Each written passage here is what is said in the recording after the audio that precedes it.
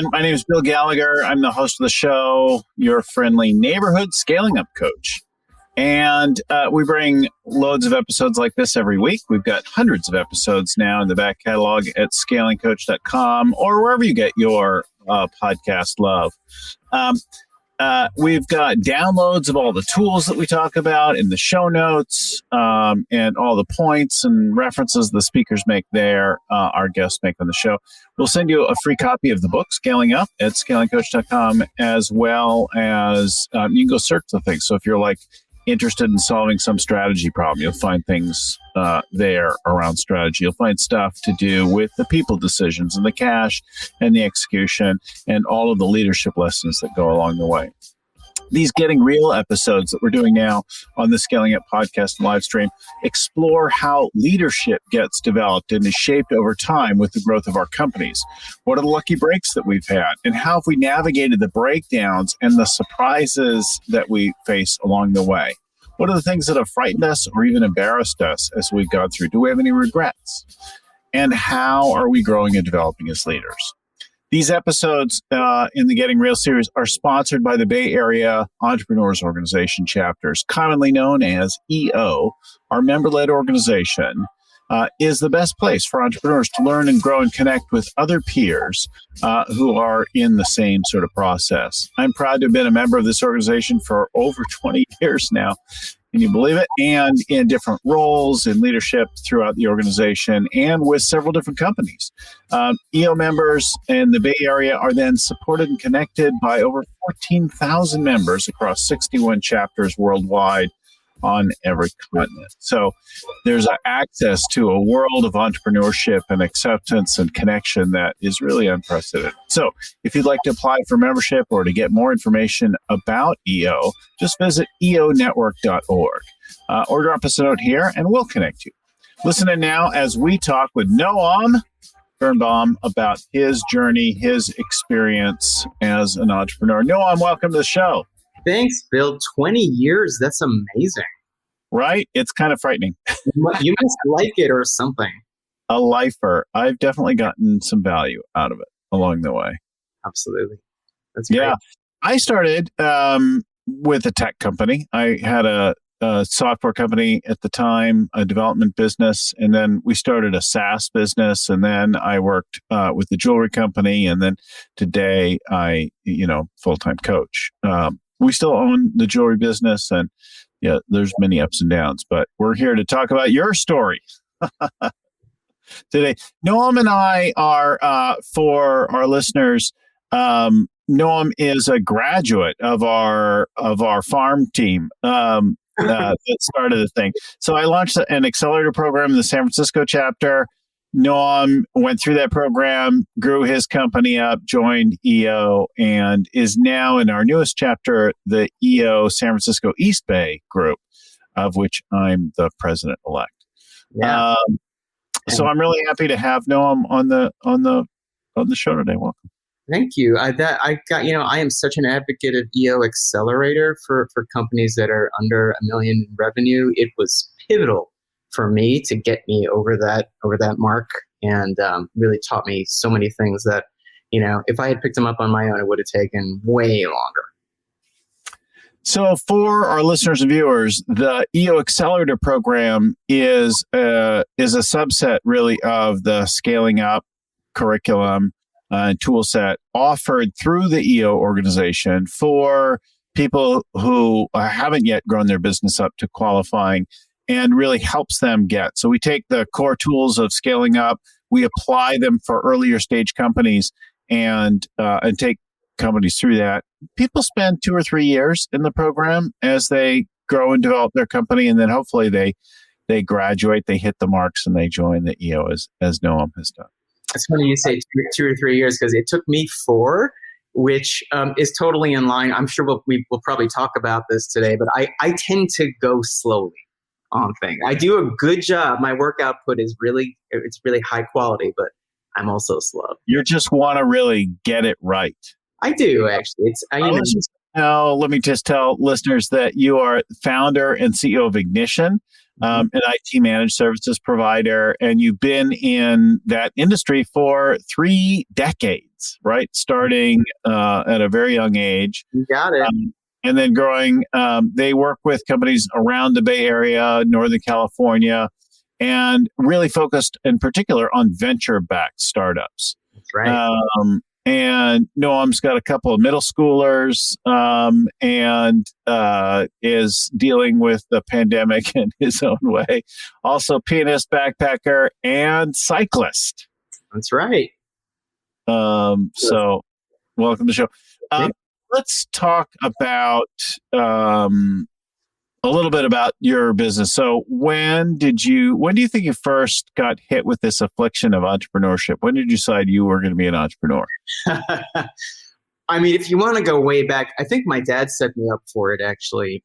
Not that he was an entrepreneur. He on the contrary, he worked for New York State for like 40 years. He had a nice government job and a pension and all that. The thing is, he hated his regular 9-to-5 routine.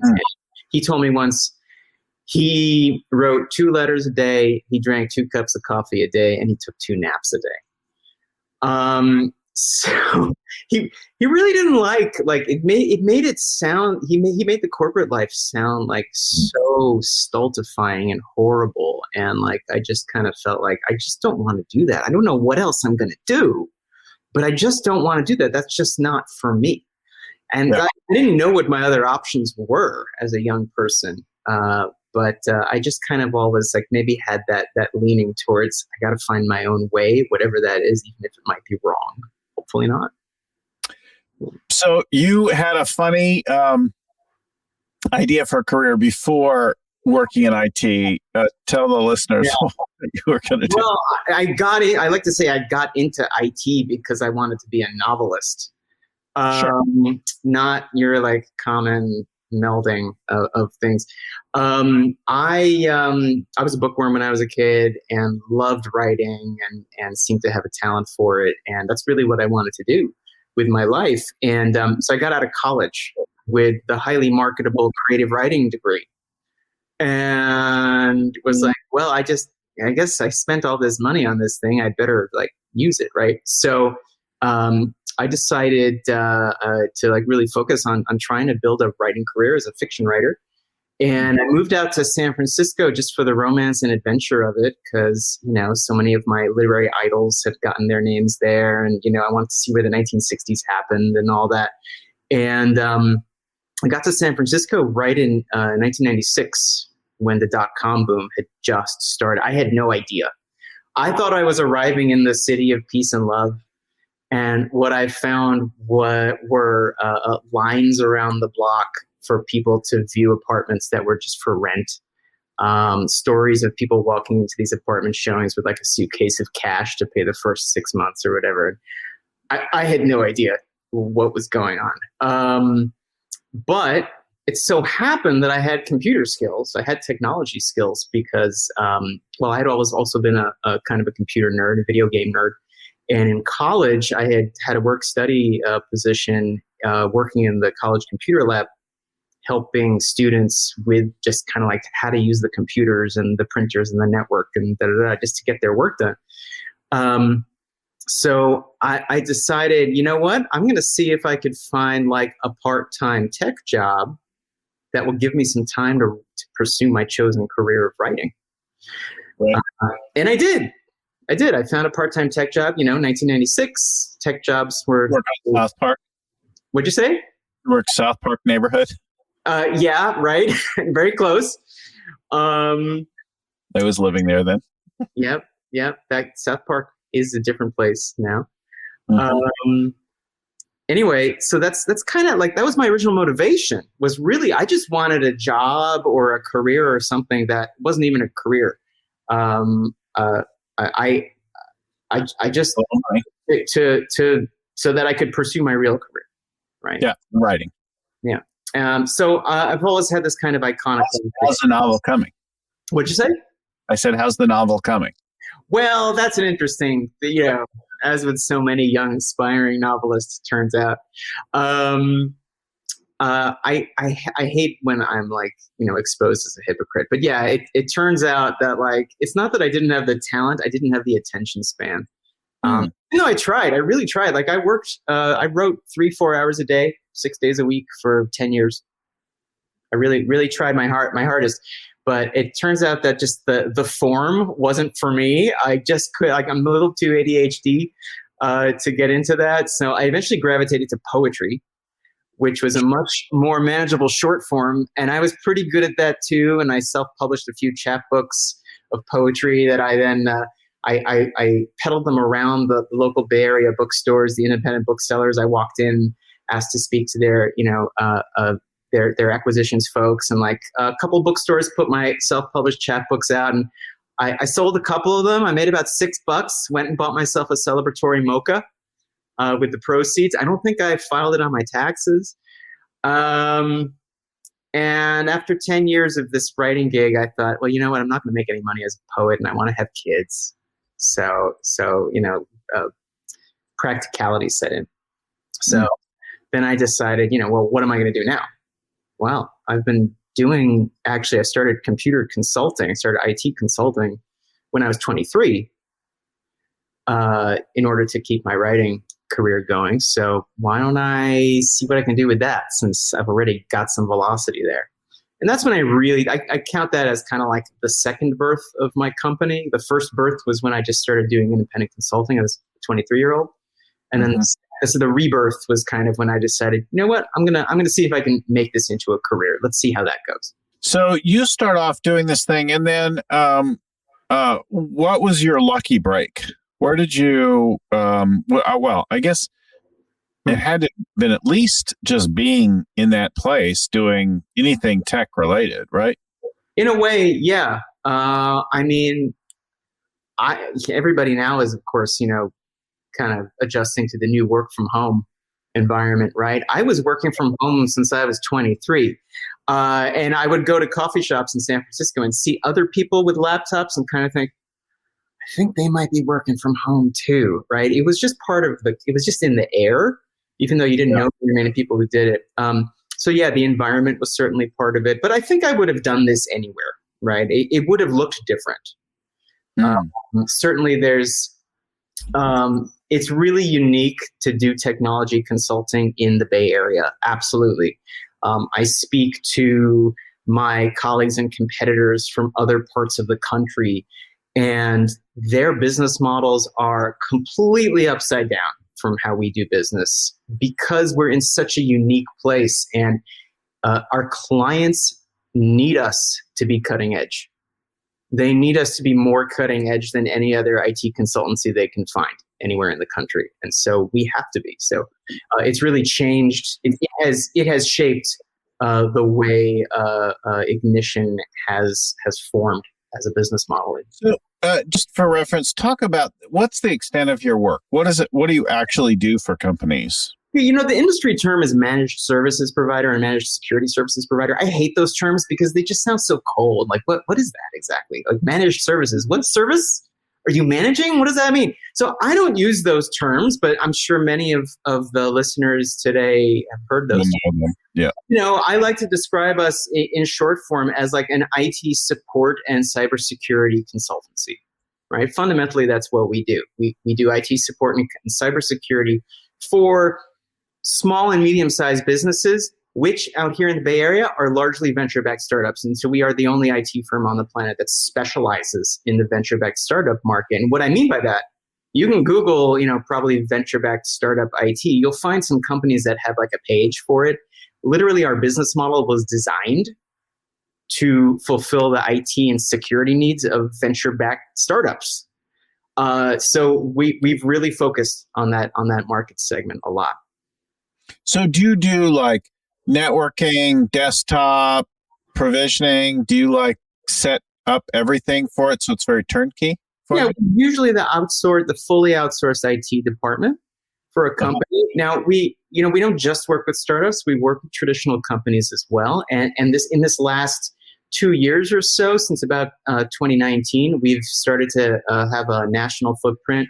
So we're working with companies across the country most of whom are not venture-backed startups, right? Unless you're in like New York or Austin or Seattle, you're not going to find too many of those. So we are working with traditional companies that are larger, so like up to about 500 seats.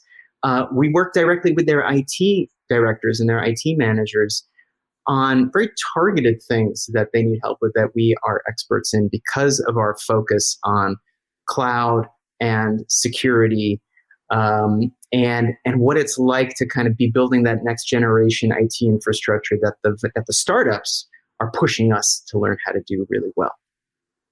Yeah, the cloud thing brings a whole new thing, especially as people have increasing collections of SaaS apps, whether it's just single sign-on or Okta provisioning type stuff, right? That's a whole set of... It's a totally different paradigm, and I'm so proud of my team that, I've pushed them to say, folks, we have to be really good at this next generation IT stuff, all the cloud-based stuff. ZeroTrust it's frequently called, or Beyond Corp. This idea that, you're not going to have your employees in a physical building anymore. And now that the pandemic has accelerated that trend. And when they're not all in a physical building, how can you trust these connections coming into your data from all over the world? How can you trust that they are authorized to access the data? So it's this new model of both how to do security and how to do IT. And our team has specialized in it, and we have a really rare specialty in it that has allowed us to branch out from just the venture-backed startup demographic and help companies as they're hitting this learning edge of, well, how do we do this now in 2021? So we talked about, like, you got a little lucky by being in this field and in this time and place where it's a growth demand, and you found your way doing some unique things. We'll come back to that. But it sounds like you also referenced a challenge being slower to commit or to get things done, that you're very cautious. Talk about that. How has that shown up and been a challenge for you, and how have you dealt with that? Yeah, I am slow. I'm a very, I actually don't, when I was younger, I thought I was indecisive, but I actually don't think that's it anymore. When I make a decision, I'm extremely decisive. It just takes me a long time to figure it out. And it just takes me a long time. I collect a lot of data, and I listen to my gut. And, from one day to the next, my gut will be telling me different things as I'm sorting through stuff. And actually what I've realized is that the best decisions, the ones that are truest and strongest and most sure, tend to arise around 3 a.m. when I just wake up and suddenly that thing I've been worrying about, or maybe I didn't even know I was worrying about it. Okay, I know the answer, and here's why, and that's what I need to do. And I go back to bed, and the next day I'm ready to execute. I just don't know when that epiphany is going to happen. Right? So sometimes it takes some wait. Right? Yeah, 3 a.m, right? Right. What time is it now? I'll see you at 3. Right. You're just not sure what day or how many weeks it's going to take. Yeah, exactly. Yeah. I'm also very gut sensitive or attuned, but I tend to make it a lot fast. I tend to be very fast on the decision. Yeah, and I don't know how you do that, because I've tried doing it. I've tried thinking, you know what, I'm too slow of a decision maker. I'm just going to make a decision and go with it, even if the work product is not perfect. And I've always regretted that, because guess what? The work product is not up to my standards. You second guess yourself if you make it too quickly, don't you? Sure, I do. Yeah, absolutely. I'm not fully aligned yet with my action. Once I'm fully aligned internally, I'm all about it. And like, you can hardly dissuade me from it. But I got to get aligned, and that takes some time. Now, we didn't ask this in getting ready, but is there any decision that you can see that you took a very long time on and it cost you something, or you wish you'd made it faster? Anything like that? Well, that's an interesting question. I often think, gee, have we missed market opportunities? And in a way, I'm trying to prove a negative by answering this question. We probably have missed market opportunities, right? Especially in the technology field, which is changing constantly. I'm constantly seeing new opportunities, new services, new products that we could provide to our customers. And I think to myself, oh man, that's a great opportunity right there. And we should do something with that. But I don't have the bandwidth. I can't put it into my priorities right now. And it's going to take a long time to execute. So I'm just going to kind of put it on the side for now.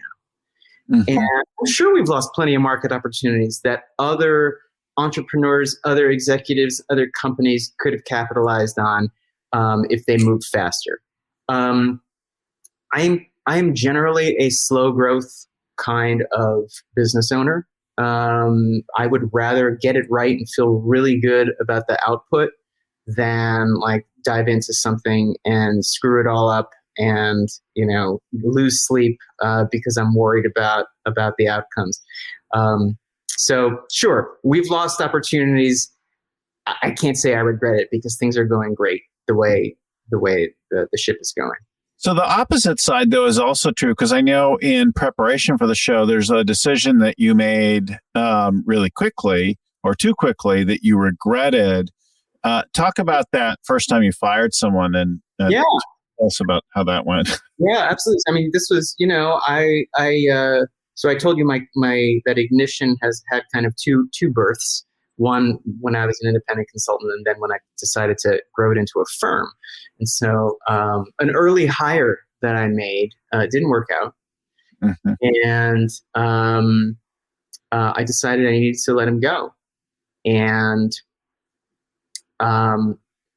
I had never fired anybody before. How do you do that? Do they even teach you that in business school, how to fire somebody? I don't. No. Right? I bet they don't. So I didn't really know how to do it. Learn by experience over and over again. You get fired a few times, and then you're like, maybe I should start my own business, and they can't fire me. Then you realize your clients can fire you, your suppliers can fire you, your bank can fire you. Well, I quit my last job when I was 23, so I haven't had enough experience in the workforce to have had a chance to get fired myself. So I didn't even know what it was like from the receiving end. So I was making this up as I go. And I just decided, I actually was working with a business coach at the time. And he said, listen, this person is not the right fit. It's putting at risk your client relationships. You should let this person go soon. And I just took the business coach's advice. And the next day I scheduled an in-person meeting and fired this person. And the thing is, the reason I regret it in retrospect is because I didn't really pay attention to what he was going through personally. And I didn't give the full diligent respect to him as a human being, because that was the same week that his girlfriend of many years dumped him and his mom died. And as if that's not bad enough, I fired him on his birthday. So that was a bad year for him.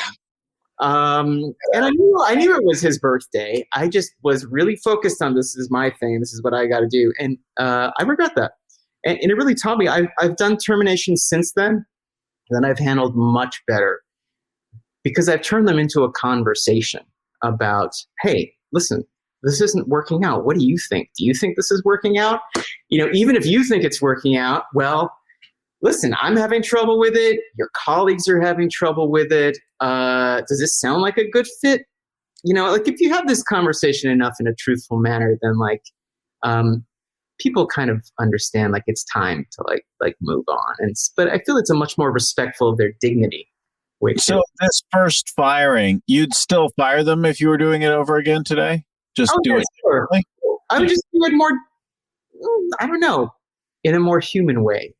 Perhaps. Yeah. And maybe not on his birthday. Okay. Maybe I could have put him on leave for 2 weeks and, something.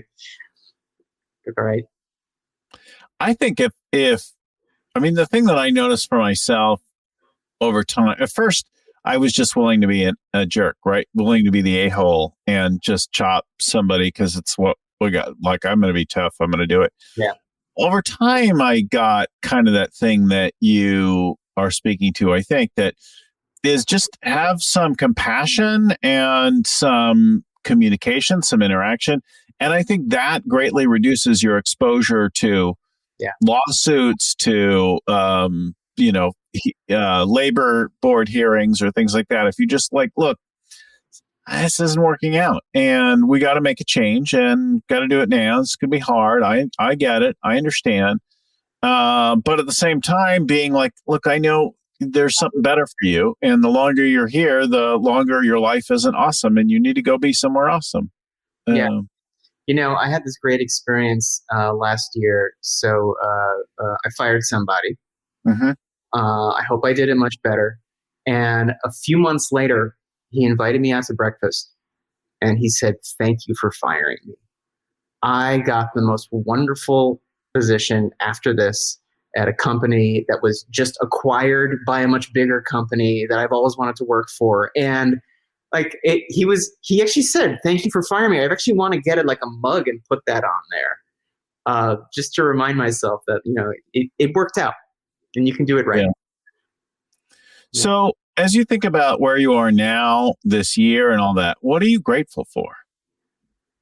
Well, I'm always number one in the business world. I'm always grateful for my team.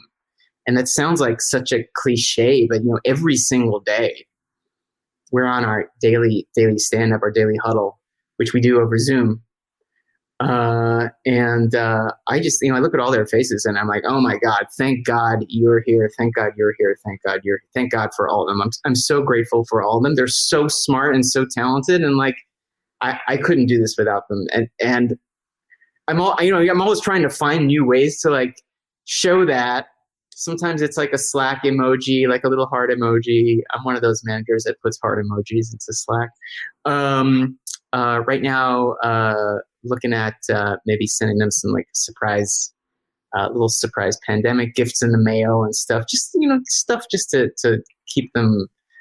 I keep them knowing that they're appreciated. So that's one thing, is the team. Mm-hmm. Something else that I'm really grateful for is that all this hard work that I've done without knowing what I was doing has actually turned into something that is really strong and helps a lot of people. And as I told you before, we're a pretty unique company. We have a very unique specialty in the marketplace.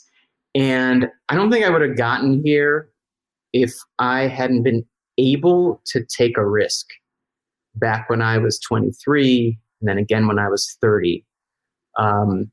Because starting your own business is a risky thing. I was 23 when I started consulting, and I called up somebody I knew who ran a small firm of his own, and I asked him, should I do this? Is this too risky?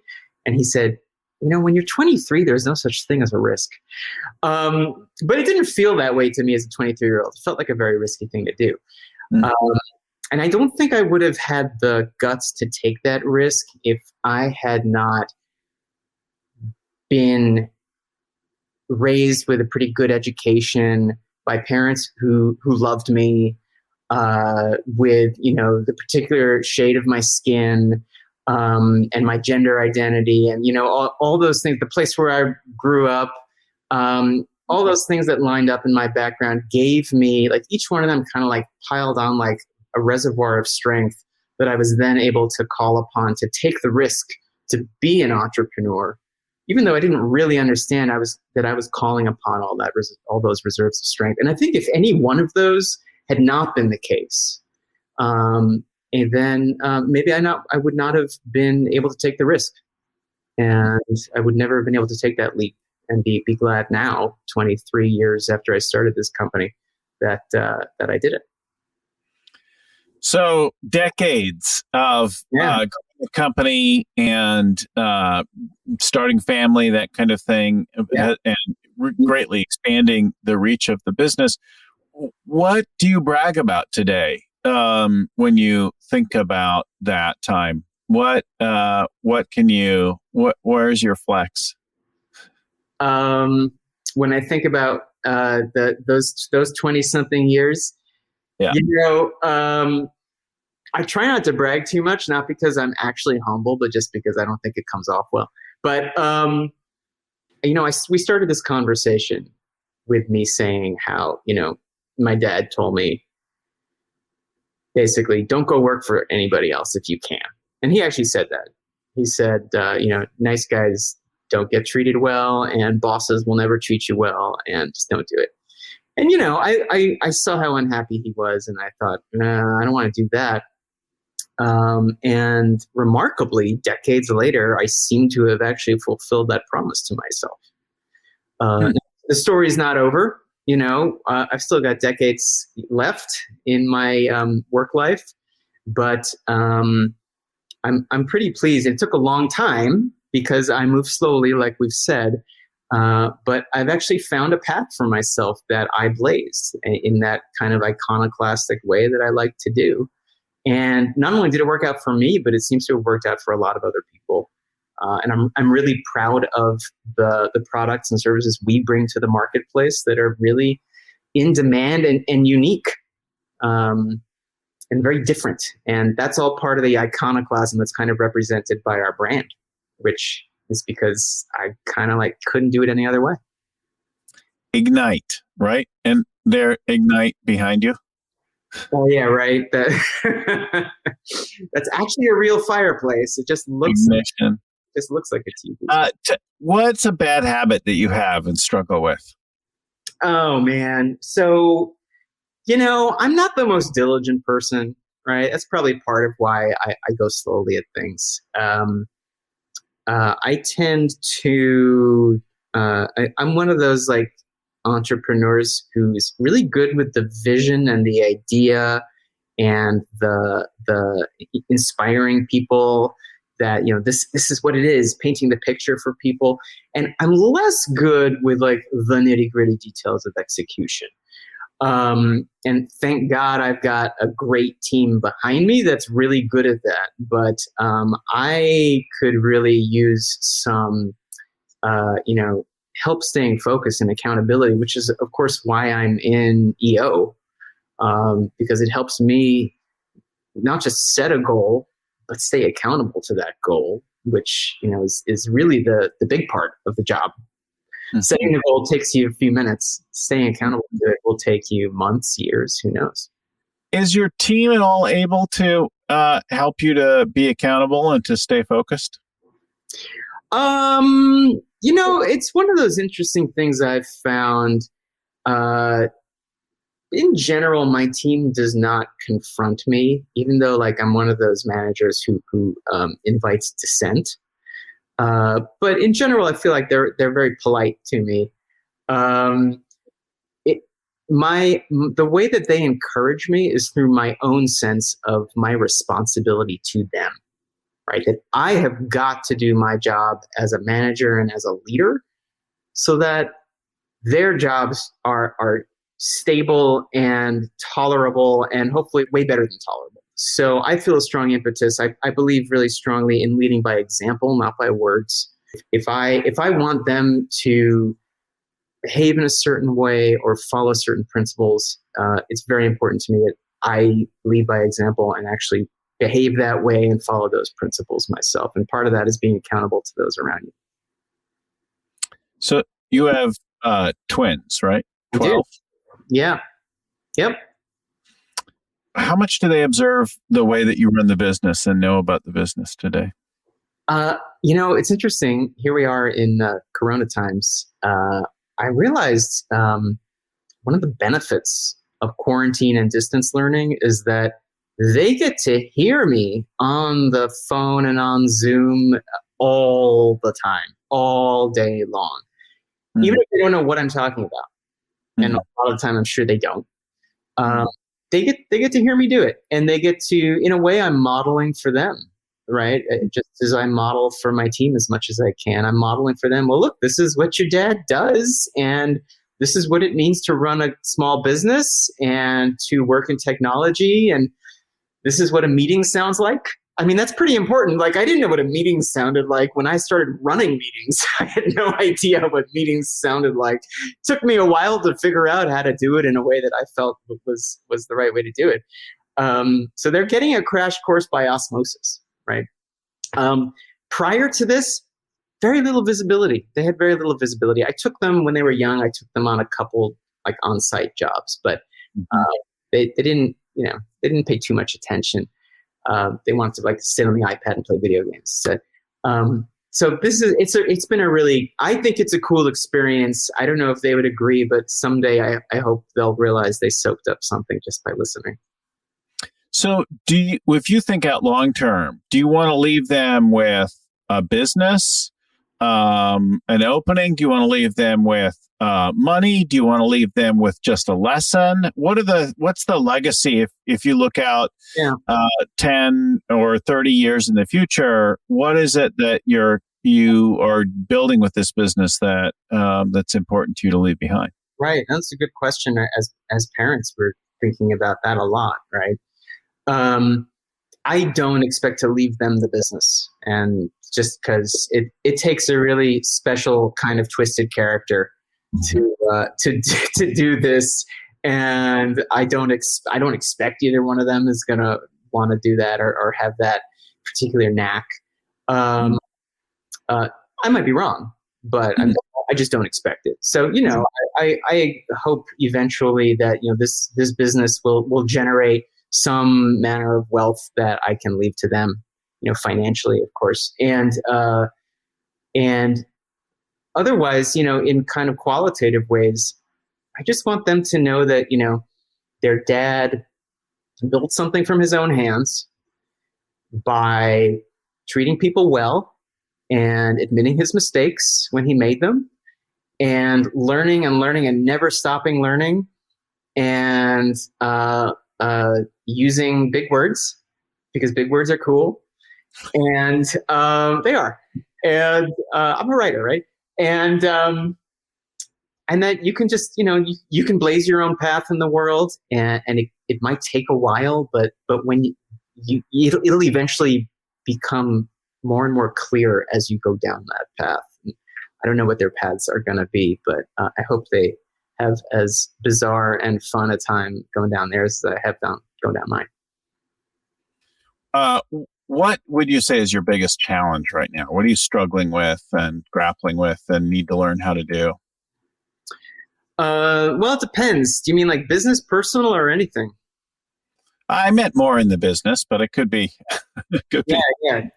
This is something that I think small businesses face a lot, is that lead generation is hard. It's harder in some industries than in other industries, and it's something that I've always struggled with. We've always gotten most of our leads from referral, and that's great, and they're wonderful leads, and they always have a pressing need, and they need to buy soon, right? Which is what every salesperson hopes for. But it's not enough to scale a business either quickly or with much intention, right? So like I might say, oh, wow, there's this new product or service that I think we really should focus on and offer.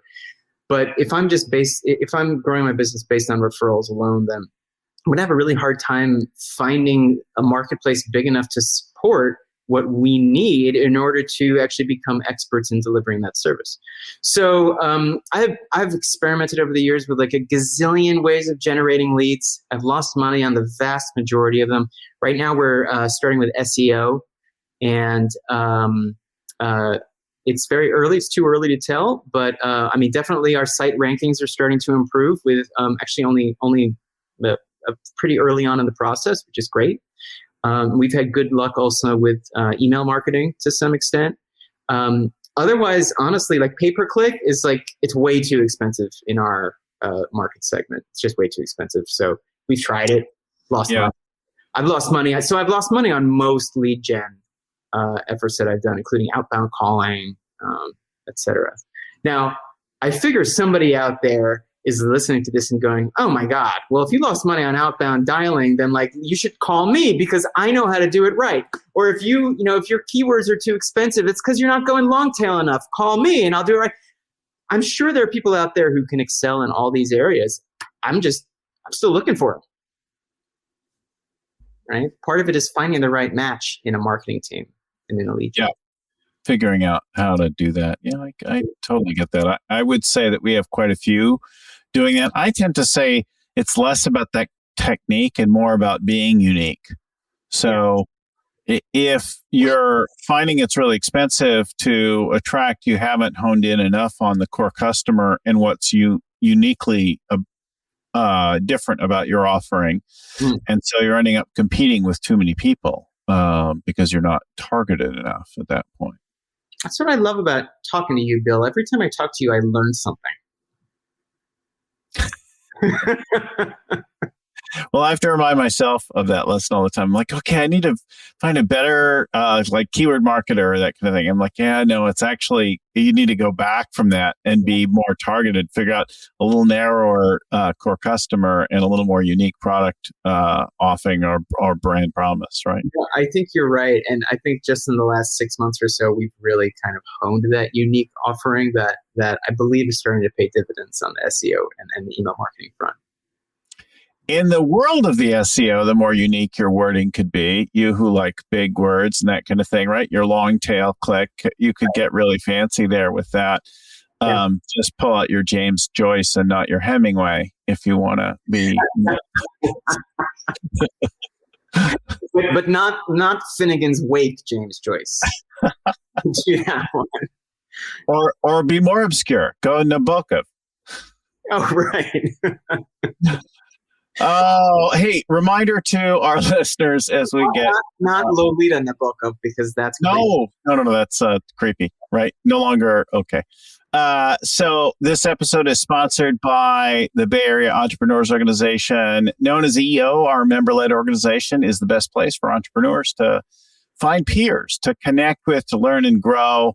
I've been a member of the organization for over 20 years across my different companies. And the EO members that I've met around the Bay Area are supported and connected to 14,000 around the world. So we have pretty instant access. And I've gone and connected with members throughout Asia, Hong Kong, Singapore, Shanghai. I'm trying to think of all the different places. Jaipur and Delhi today.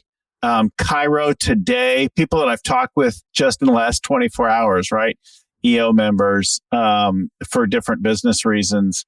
Tomorrow, I'll be with a group in Bahrain and Kuwait, I think, joining us. So connected to a whole bunch of these people. If you'd like to get more information or even to apply for membership, just go to eonetwork.org or drop us a note. If this show was helpful to you, share it with somebody else. That's really useful. It helps us a huge amount if you give us a rating and write a full review on iTunes or wherever you get them. But if you subscribe to the show, you'll get them in your email every week. And you can subscribe either on our website at scalingcoach.com or on iTunes, YouTube, wherever you Stitcher, Spotify, wherever you go to get your podcasts.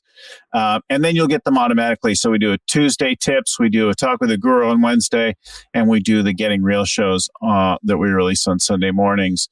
I want to give special thanks to Vern Harnish, author and creator of the Scaling Up Framework, co-founder of the EO organization. Our show is produced by Lucy Summers. The audio is edited by Albert Burge at Podfly Productions. And our show notes are written up by Ayn Kudina and proofread by Tim McGowan. Thanks, everyone, and keep scaling up. Noam, shout out to your business and where to find yours. Yes, Ignition is at ignitionit.com. Ignitionit.com in the show notes there in the crawl on the video if you're watching video. So thanks, everyone, so much. We'll talk to you again next time. Keep scaling up.